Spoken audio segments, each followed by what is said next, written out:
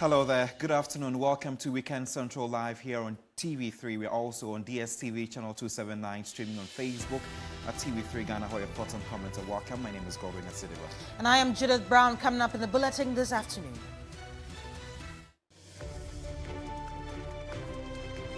This afternoon, Attorney General rebuts claims by Bar Council of England and Wales and the Commonwealth Lawyers Association of a suspension of Chief Justice, says due process is being followed.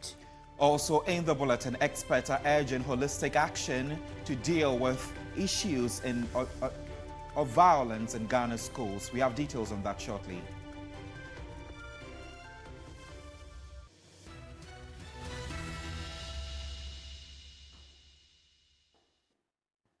Welcome once again to the bulletin. We start from here. Well, Attorney General and Minister of Justice Dr. Dominic Ayine has issued a strong response to a joint statement by the Bar Council of England and Wales and the Commonwealth Lawyers Association following the suspension of Chief Justice Her Ladyship Justice Gertrude Tokonu.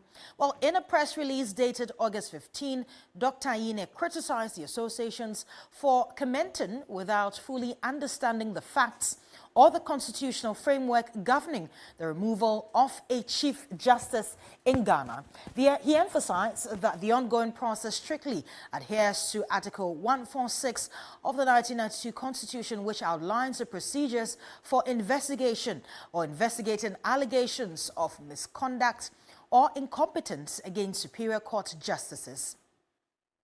I'll bring you more details on this particular story.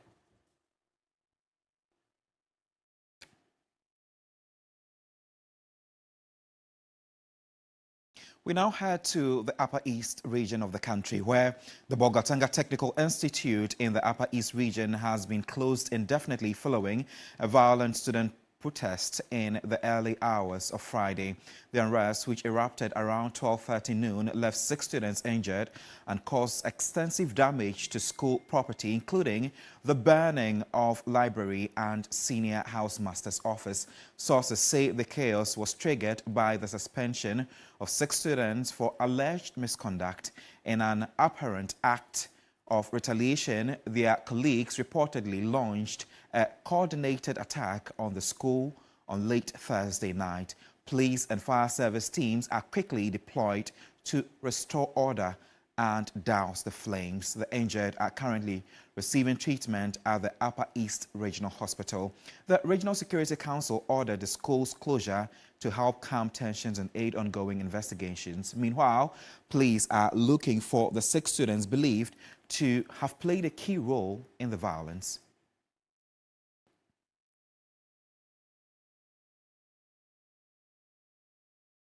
Right, we go right now on Zoom, and Peter Auntie is the one joining us briefly for a conversation on the back of this. Thank you so much for your time. It's been quite a number of actions or inappropriate acts happening in our schools. How do you respond to these?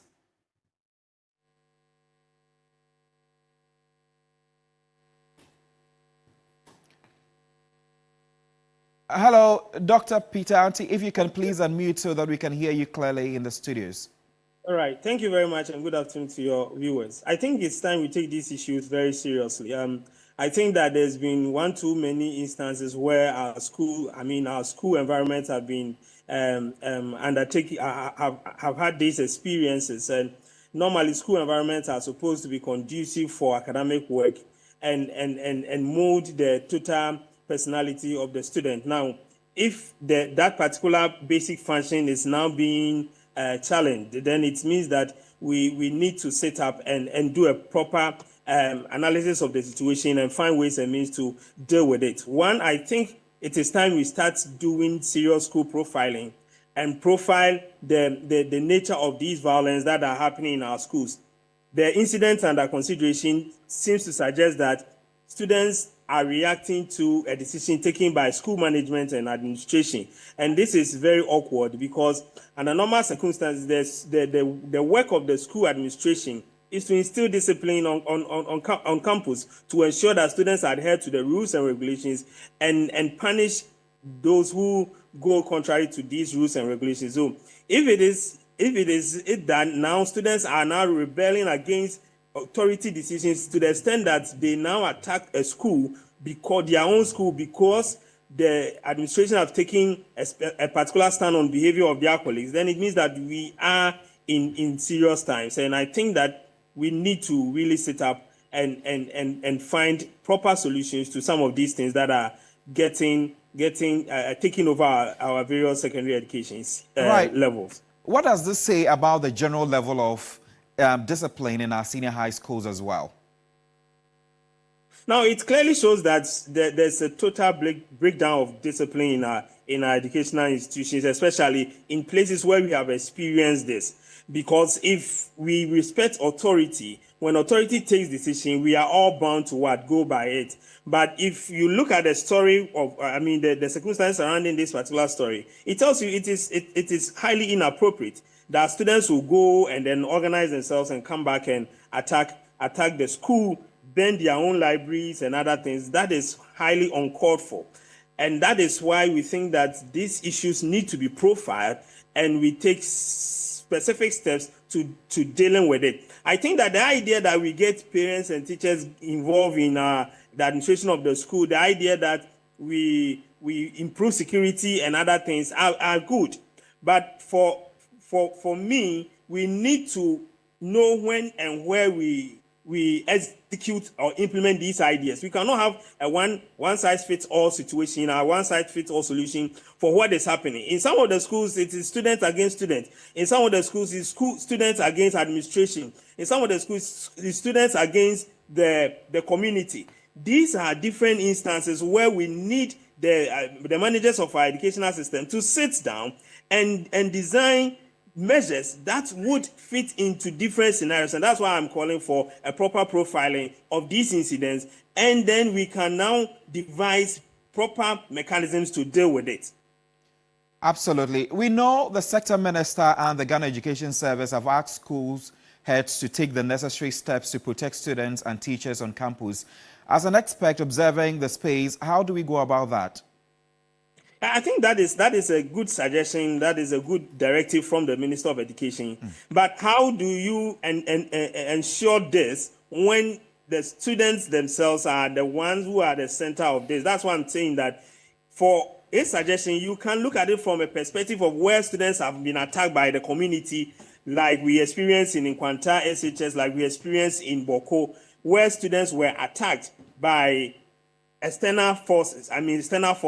There you can now talk about tightening your security, ensuring that those who man your school entrances are security conscious, getting police people to randomly be placed in certain school compounds, doing random search and other things. Again, where you have instances where students bring weapons to campus and by one or two instances it gets off and people are injured. These are random searches and security issues that you do.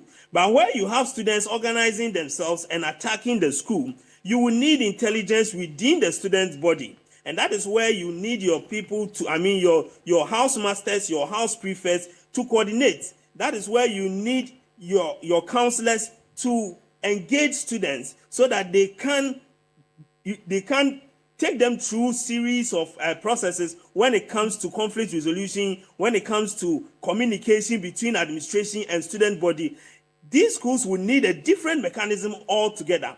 Communication, student authority interaction, how to handle issues. These are trainings that needs to be given to school authority in instances where we are experiencing this. And that's why I'm saying that the call for the minister is good. It will fit for certain secondary schools that have that particular challenge. But we need more proper profiling so that we now design the measures to fit in places where these issues are happening. There's the talk about getting peace clubs and other things. These are all important things that we can do. But we cannot do all this in all the schools. There are certain schools that you will need some form of counseling, serious counseling with student leadership understanding the process of dialogue and other things. We need to do all these things to be able to reduce this. There are schools that parents will have to step in and speak to students and interact with teachers. We need to do all these things. And I think that we need a comprehensive approach, and the Ghana Education Service and Ministry of Education should take this as an emergency situation and start putting in measures to deal with it before it gets out of hand. Right, Executive Director, Institute for Education Studies, Dr. Peter Auntie there. Thank you so much. We'll say in education now, and bullying in Ghana senior high schools continue to affect the safety of students and their mental well-being. Educators say the problem is growing, and so are the calls for change. Elsiado has more in this report. In Ghana's senior high schools, the sound of laughter often fills the air. But for some students, these hallways are not safe. They are where fear begins. Bullying is not new, but its emotional and academic scars can last longer after graduation. The Ghana Education Service reported a 16% increase in student-related disciplinary cases in 2023 compared to 2020.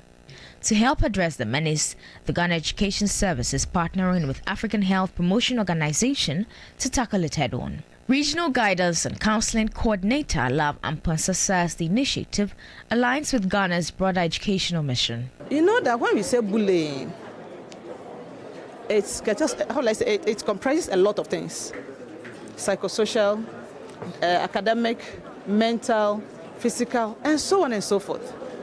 So with this initiative, the fact that we have these peers to be able to lead their colleagues, you realize that they understand them better. They can share their experiences better. Whatever they face at home, they can bring it on board. You understand? But when me, or let's say I, a teacher, I ask some of these issues, they wouldn't be able to tell me in detail. You understand? But they can discuss it among themselves because they have topics that they have to discuss. So as they discuss, you see, I believe strongly that most of them will be having this kind of a reformation, change of heart, change of mind. For African Health Promotion Organization, the focus is action. Executive Director Kisses Ahoto says the rollout is already reaching schools and making a real impact. As about sustainability of programs, we are looking at largely leadership and participation.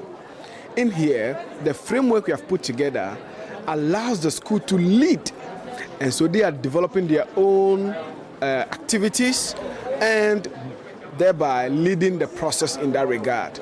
And one of the key innovations is that we are not only interested in school leaders in leading this intervention, we have also inculcated some bully perpetrators who are part of the team to lead this initiative.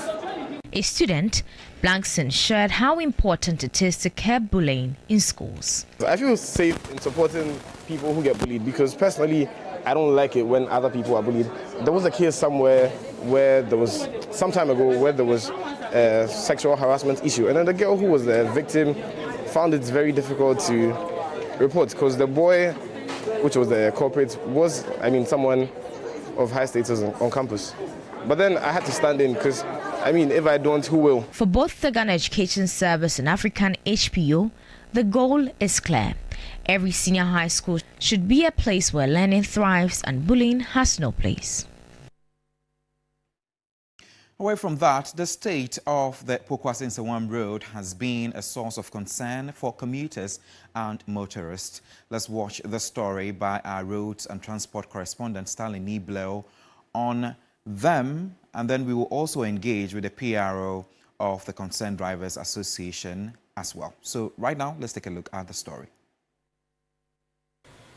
The Ofankonsam Road is one of the key arteries connecting Accra to several regions across the country. Currently, it is undergoing reconstruction after earlier works carried out in 2005 deteriorated, resulting in severe vehicular congestion and hampered commuting. The previous administration awarded the 34.4-kilometer stretch to Maripoma Enterprise Limited, a local construction firm. However, work stalled despite significant progress by the contractor. Reports suggest that payment certificates submitted by the contractor had not been cleared, stalling progress. Minister for Roads and Highways, Gavin Kwame Agboja, says Over 400 million cedis was paid recently by the Finance Ministry.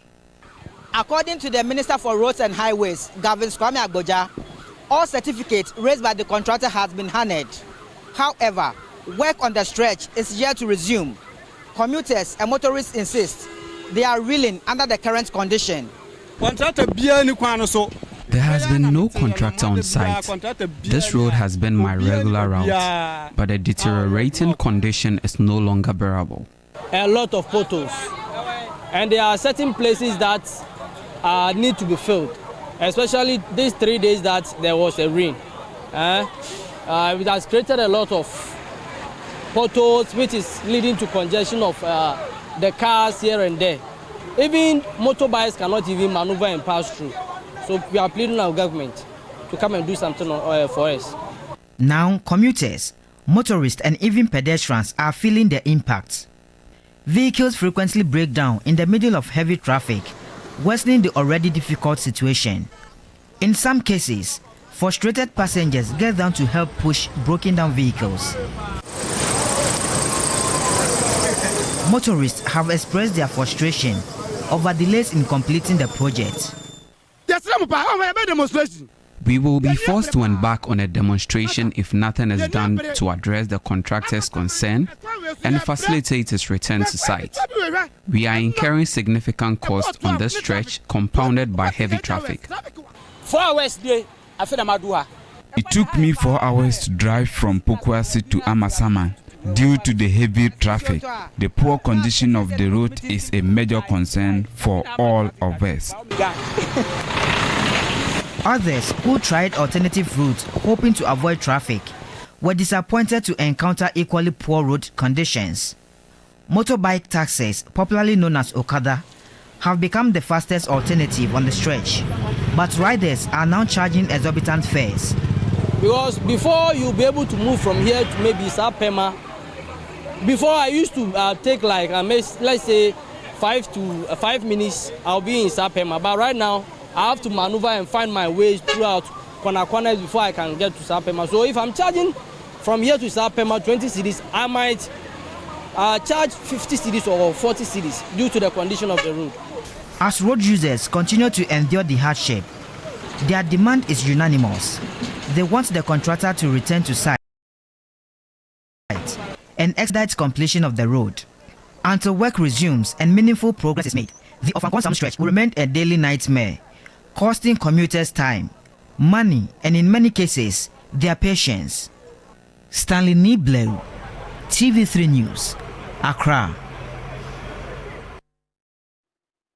Well, we're going to stay on road issues because during the week, the Ghana Private Road Transport Union of TUC and other commercial transport operators threatened to demonstrate over the delay in fixing the Pokwasi Nsawam Road.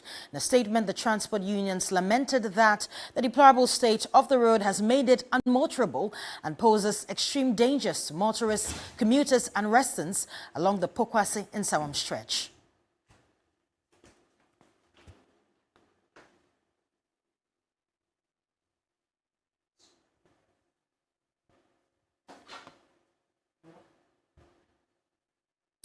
The Public Relations Officer or the PRO of the Concerned Drivers Association, David Abuado, he's joining me in studio right now with more details on this. Good afternoon. Thank you so much for joining us. If you could tell us, since this statement was issued by your union, have you had any response from government? For now, I would say no. There is no any response from government for now. But whether government respond or not, we held a meeting with the road minister, Agboja, Honorable Agboja, last 2 months ago. The promise is that within 6 weeks, they will finish with 1 lane so that we, those that are coming from Accra to Nsawam stretch, and those that are coming from Nsawam to Accra, we will use 1 stretch so that they will get access to the other one and then fix them for us. But as I speak to you now, nothing of that nature have been done. And they give us 6 weeks. Now it's 8 weeks. We have patience for them for this 8 weeks, but this one that we are giving them up to Thursday, if nothing is being done, no motor. We are not going to strike. We are not striking at all. But no vehicle will move from Accra to Insawam, or from Accra to Kumasi, or from Kumasi and Insawam and in Evansum to Accra. Right. Now, we're going to bring you a video now because last month when we engaged the Transport Minister on hot issues, that's on the 3rd of August 2025, he indicated that 400 million cedis had been paid to the contractor to begin work the following week. Let's listen to that. Those projects that were awarded by the predecessor government, but without any dedicated source of fund. For instance, you saw the number of threats and eventual demonstration about Ofankor Road. It is a project awarded at a cost of about $340 million on GOG budget, in dollars. The contractor has done some work, raised certificate of $77 million, and was not paid. So he basically more or less packed off the site. The public doesn't understand that it is simply because the previous government did not pay the bill. So we take over power. In a few months' time, we are expected to pay the $77 million, which is money due the contractor. Fortunately, I mean, the finance minister started disbursement of some funds to the contractor. To the Ofankor contractor? Exactly. Okay. My information is that as of the close of last week, over 400 million Ghana cedis have been paid towards that, because the public says that despite the fact that there are many road projects which have been stalled, this is priority of priorities. I mean, that is why everybody was like, fix this, fix this. Without a doubt, if you are a contractor, we pay you that kind of money. We have prioritized your project amongst others. So I'm expecting that contractor's activity on site to scale up significantly from this week, because it's received some money. Because I know contractors also have received nothing, and they are still on site working.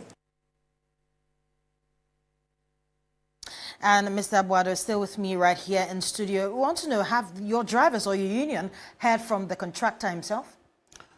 No. And we, the leaders, went there to see the contractor and asked him why he's not on site. But a very dramatic situation happened over there. Those that are mining their gates wouldn't allow us to enter the yard. So we weren't able to, enter. You see, as leaders, we need not to force what we need not to do what we're supposed not to do. But the drivers that were following us were rounding on them, and we see that no, if we didn't take any meaningful decision, it will result to chaos. So we tell them we should go back. So since then, the contractor and engineer Mama, when we call them, we are not hearing of them. And it's because of them that we have to take the decision that we are taking. On Thursday, no vehicle is moving from those that are living in Ashalaja, Pokwase, and Cliff, all over there. Nobody is going, no vehicle is going to bring them, neither send them. So on Thursday, it will be very, very chaotic than what we are seeing. And have you informed the police about this action of no vehicle moving from Accra to Insawam? If you have, what has been their response? We will not inform police because we are not doing a strike. We are not doing a sit-down, nothing. But it is our duty to commute people. And we say we won't drive because of the bad route. So we don't need any notification or not. What we need to do is what we are doing. The public should know that on Thursday, we are not going out. And what specific outcomes are you seeking to achieve by this action?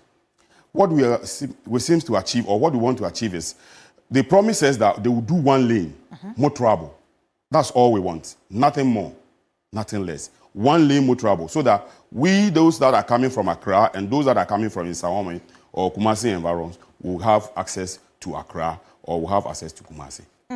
That's all we want. And lastly, before you go, in case you, of course, roll out this plan of not allowing cars to move to and fro Accra and Insawam, and government still does not heed to your call, what other plans are in place?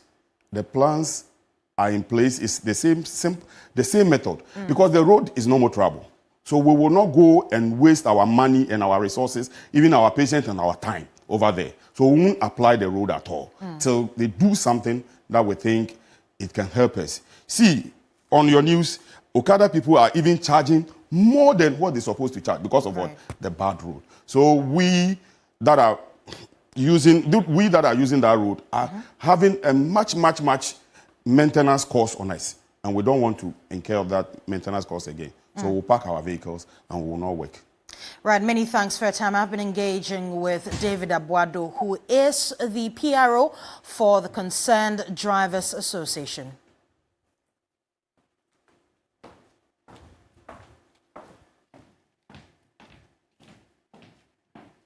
Away from that conversation, approximately 27% of roads in Ghana are tarred, which are generally considered to be in better condition for driving, while the remaining 73% are untarred and often in poorer condition.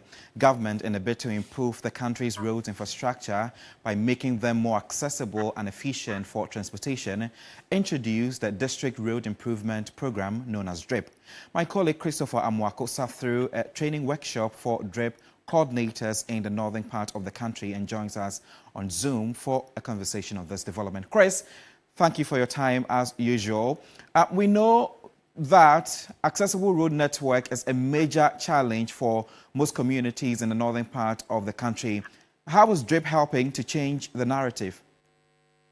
Yes, so Godwin, since the implementation of the DRIP project, we've seen most parts of the northern regions here, the roads are being worked on and improved upon. Now, you take the various assemblies who receive some equipment from the government have been making good use of these equipment. Since taking over by this government, most of the assemblies, even though they've not done any serious road rehabilitation works, but some of them have actually improved upon their roads, making it accessible for the transportation of various farm produce from the farm centers to the market centers. And so it's having a very big impact in the lives of people, especially improving upon the socio-economic activities in these areas. But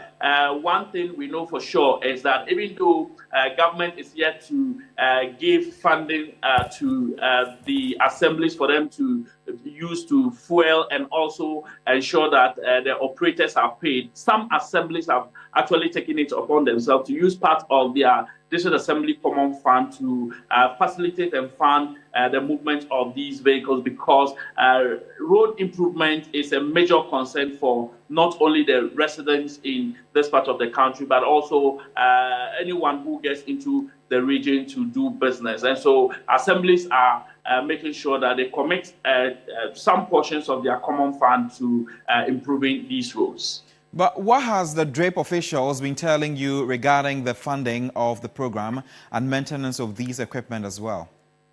Yes, so the National DRIP Coordinator, Ni Lanti Vanderpoy, has actually been telling the media that his outfit is praying that in the next budget, the finance minister will incorporate a funding source for the program. And they believe that if they have a funding source, it will go a long way to actually support them, because we all know that the monies that comes into the assemblies already been overburdened by projects in the health, education, and other sectors. Even though road is an important aspect, he believes that if there is a dedicated funding source for this, it will actually go a long way to help improve most of the roads in the northern part of the country. Let's take a listen to what he's been telling us. Problems of various assemblies is how to maintain their rural roads, how to create easy access to market, to school, to health facilities is their problem. Assemblies roads are the most important aspect of their service to the people and to the nation.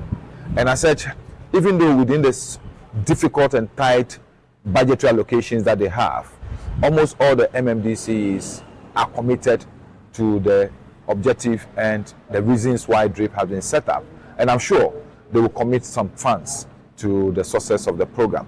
It is my expectation that in the next government budget, the Minister of Finance will magnanimously find a space to accommodate the operations of DRIP so that we can have a much more reliable, adequate source of funding to be able to complement the efforts of the Ministry of Roads and Highways and the Department of Urban Roads, so that Ghana as a country will have much more easy to and fro from every community, interlink the communities, connect the communities, and connect goods and services within this 24-hour economy.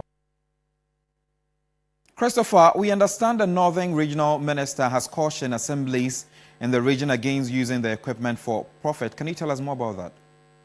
Yes, so you know that when these equipments arrive in the various assemblies, there are concerns from residents that the coordinators together with their DCs will use these machines for their self-benefit, for instance, for private engagement. And so the regional minister, Ali Abdul, has issued a stern warning to assemblies and their coordinators not to use these machines for their personal gains, but to use them for the purposes for which they were given to the various assemblies. Let's take a listen to him. But like I lamented, when district take these machines, the low bed and the wheel loader, it becomes difficult for them to release. To bring it back. They think they should leave it at their district levels. It now belongs to the district assembly, but definitely it is not. That one is supposed to be at the regional coordinating council.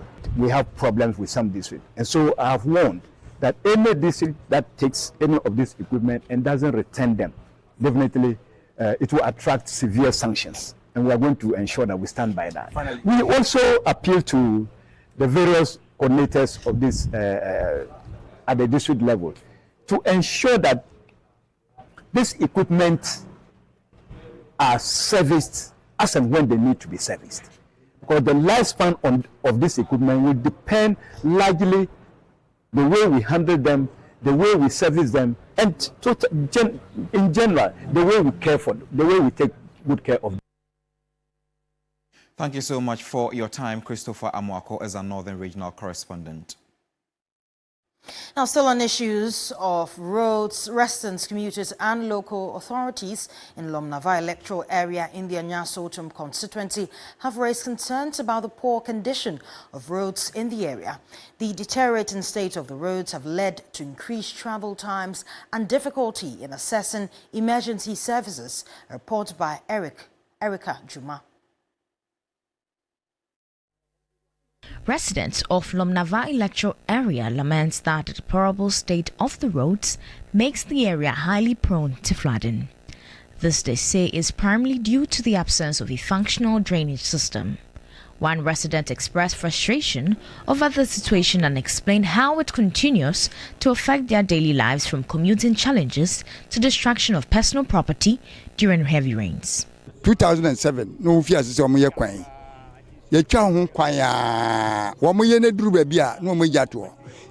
gutters were started around 2007.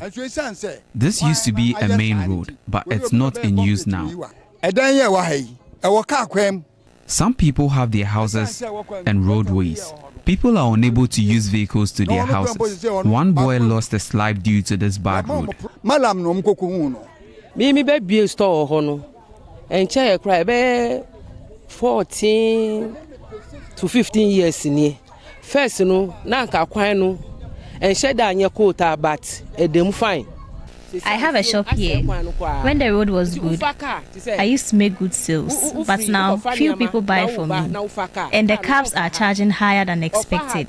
I did say on you bear 40 Ghana, or bet you 50 Ghana. A former assemblyman of the area stated that he has been committed to resolving the road infrastructure issues and continues to follow up with the appropriate authorities. First, I'm a assemblyman, my sister, Minisubu.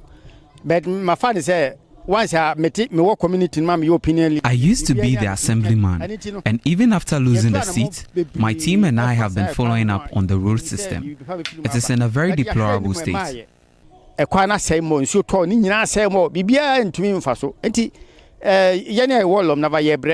Gas Central Municipal Chief Executive Emmanuel Adutialuti said he has initiated discussions with the Regional Urban Roads Director to expedite the project. With the Lomnava electoral area, I can confidently say that more than 60% of the road has been fixed. Because if you look at the Amambre to drugstore, the drains have been done. Though some of them need resizing, also that have been done. So whatever we owe them, we should pay. They can go back and then do the graveling, then the surfacing in terms of the bitumen or the asphalt. We've already written to the regional urban roads director. First of all, we took the document, we identified some of the challenges, some of the roads that we need to work on. About 13 major roads that we want to work on. We've already submitted a list to the head office of the urban roads department. From there, we selected 5 major ones that should get immediate attention, and that of Amamre to Drugstore, that's within Lomnava electoral area, is part of the 5. He further revealed that the roads in the Lomnava electoral area will benefit from the government recently announced plan to rehabilitate 10 kilometers of roads in each constituency. We are also part of the constituencies that have been selected. The 166 constituencies or municipalities that have been selected that will be benefiting from the president's 10-kilometer rehabilitation of roads within the country. So that will also help us to solve some of the road network challenges we have in the municipality. Residents, however, remain concerned about timelines and implementations. Many are calling for not just road construction, but the integration of proper drainage system to prevent future flooding and its associated risk. Residents are urging the authorities to prioritize long-term infrastructure solutions that address both road conditions and flood prevention. Residents and motorists in Sechiwioso and Serua can soon breathe a sigh of relief as construction progresses on a new 90-meter span bridge with a 1-kilometer approach road aimed at addressing long-standing safety and traffic challenges.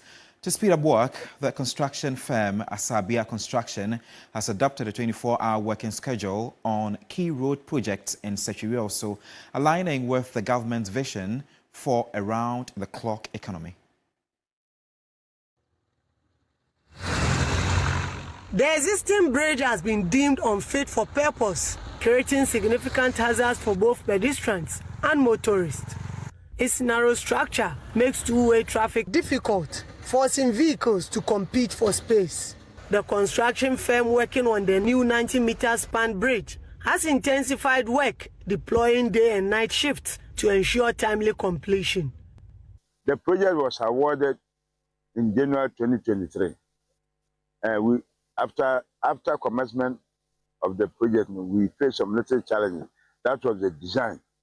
It took us almost about a year before we finished the design. So the actual time of starting this bridge is around June 2024. And we realized almost half of the time is gone. So we have to approach the method of 24-hour economy. So we have to work in sometimes 2 shifts, sometimes 3 shifts. At the same time, too, the 24-hour economy help employment in the village here. This initiative aims to minimize delays, improve efficiency, and provide employment opportunities for local workers in multiple shifts. I'm actually impressed with the work so far because the contractor has taken extra steps to even work during the night when it becomes necessary in order to catch up and complete the work on time, to be able to hand over to the government of Ghana. So I think it's a good thing for other contractors to follow suit. The initiative has received praise from local authorities and residents who have long awaited improved road networks to boost economic activities. The project has already faced delays, but the contractors' recent round-the-clock efforts have given us renewed hope. We remain optimistic that work will continue uninterrupted until completion. The pace of work is commendable, and we urge the contractor to maintain this momentum, given the critical importance of this road network. The adoption of the 24-hour economy model by the construction company sets a precedent for other firms. Once completed, the bridge will not only enhance safety, but also improve transportation efficiency in the Western North region, supporting economic activities and reducing travel time for commuters. Time now for our very first break, but when we return, Judith will be taking you to the Ashanti regional capital for the Akuma FMUFU Festival. Don't go anywhere.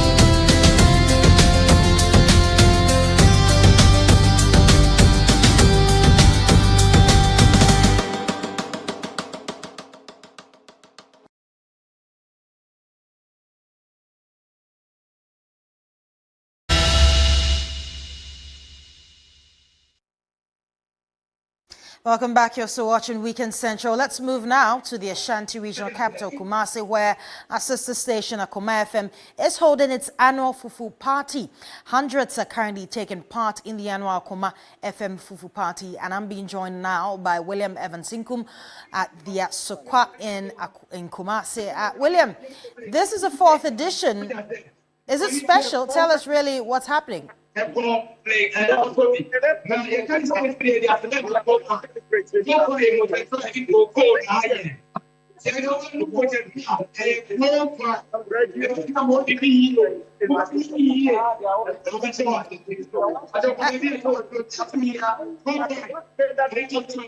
Unfortunately, we are unable to hear him well, but of course we're working the lines to...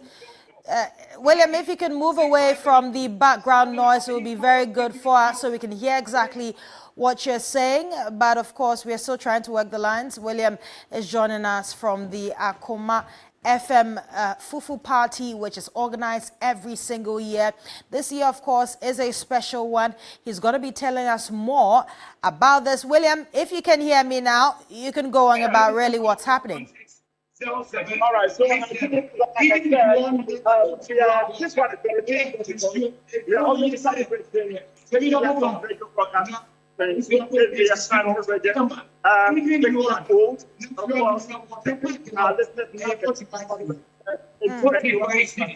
Now, beyond that, we are also making sure that we will not allow technology to overcome. So we need very It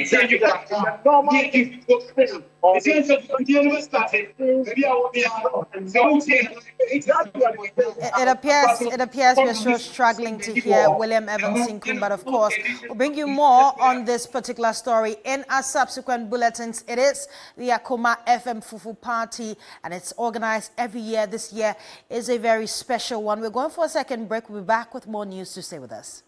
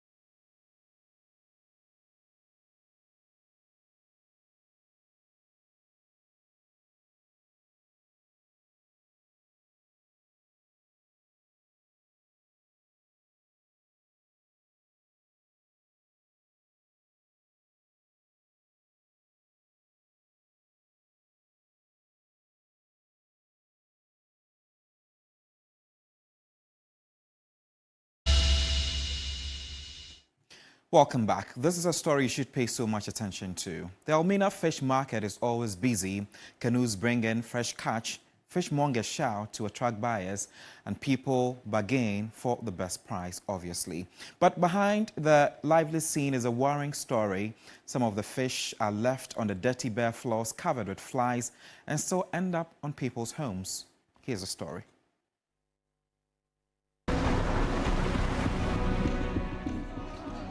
The Elmina fish market hums with life. Fishmongers hustle to meet the canoes arriving from the sea, eager to sell their fresh catch. As the day winds down and the market begins empty, Ekua Esan catches my eye. Her fish scattered across the filthy bare floor are on the verge of rotting, giving off a strong pungent odor as flies hover about them. Ekua's fish sits on the ground, barely recognizable as food. What shocked me most, these fish, soaked in filth, will soon be sold to families who have no idea what conditions they were processed under.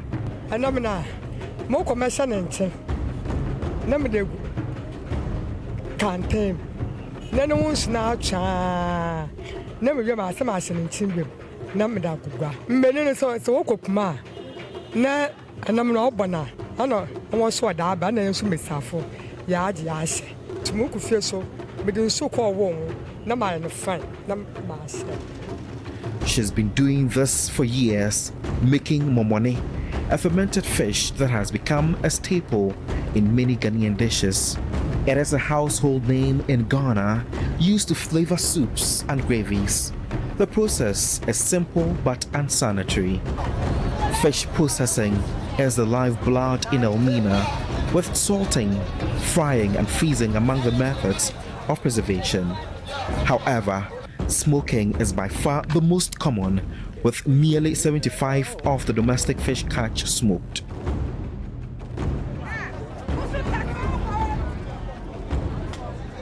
It's another typical day at the Elmina fish market. Excitement fills the air as buyers haggle for the best price. Amidst the bargaining and selling, basic health practices are disregarded. The shoreline where the fish is handled doubles as a public toilet. Men and women urinate and defecate in full view.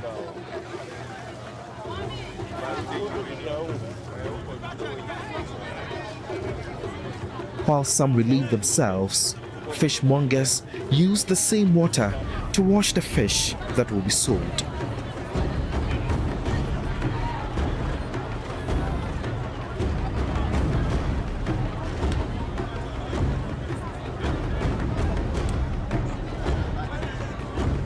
In less than an hour, I counted over 143 people using the shore as a toilet.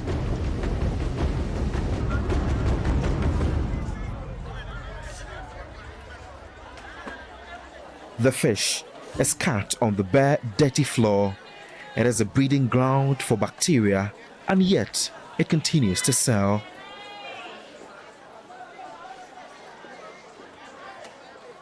The proper processing of fish is crucial for safe consumption, but when done under unhygienic conditions, it poses serious health risks. Here at the Elmina fish market, such precautions are often disregarded. Fish caught are exposed to unsanitary conditions, attracting worms and flies with a pungent odor that is overwhelming. These conditions raise concerns about the safety of the food being sold, potentially putting consumers' health at risk.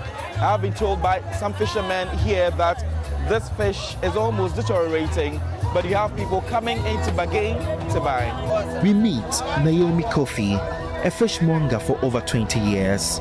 She haggles fiercely at the market, finally securing a few large fish. The fish are near spoiling, but Naomi rushes home to begin processing.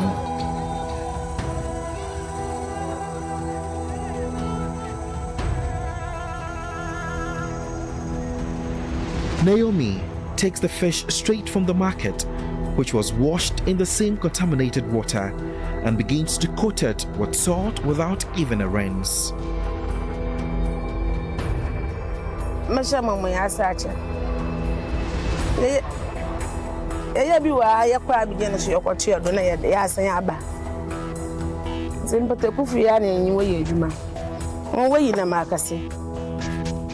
Na yesu yeto na yede yekako ibi ya sha baya 6 days na yetu ya hata ye wobi ya hata ye wobi su ya hata ye na ashensu ti me hata na no ya hata na o yekako na yede ko ma pese sa ahu a akacham ne hu a anu gbo na eyi na but itinje ne bi na the french na de buga wonya wo ane na maka ye madanchi na french na madaka hihye once man wa to egu ni na agbo. Flies swarm her as she works. Despite this unsanitary process, the demand is high. The fish will be sold in no time. At her home, she had already processed large quantities of fish in pots and left some out to dry under the sun. Fishmongers in Elmina have quite an interesting way when it comes to processing their fish. This is a pot that is used to preserve or make rotten fish, otherwise known as momone in Ghana. Let me open it quite a little so you can see inside. It is usually covered so that when it rains, the water wouldn't make its way inside. But I'm sure you can clearly see the movement of a maggot in there. This pot had some fish that has been stored in there for close to 2 weeks, and I've been told they've just taken out the fish so that it can be sold to someone who will be buying. And this is just one of the many examples that you can see. You just have about 1 or 2 maggots in here, but let me open this as well. The smell in here is actually something that is quite unbearable, and you can see quite a number of fish that are still soaked in the water, looking really dirty. And I am told by the fishmongers here that this is how they usually would process the fish before it finally arrives into the momone stage. The smell, again, I would say, is horrendous, definitely unbearable if you come around. You have equally done stories around this, and seeing it, knowing that it comes to the market and then we end up buying it, it ends up on our plates and we consume it. It's just, it was a revelation for me. Yeah, it was a very sad scene, because I remember visiting other areas in terms of the coastal areas, Elmina, Cape Coast, other places. It's a very bad scene there, how fish is sold. Absolutely. But the full documentary should be airing soon, and we'll continue to release episodes on fishing and the illegal activities that it comes with in the coastal communities. And that's how we bring an end to Weekend Central today. My name is Godwin Asideba. And I am Judith Brown. Thanks for joining us, and do stay tuned to TV3. Bye-bye. We'll see you tomorrow.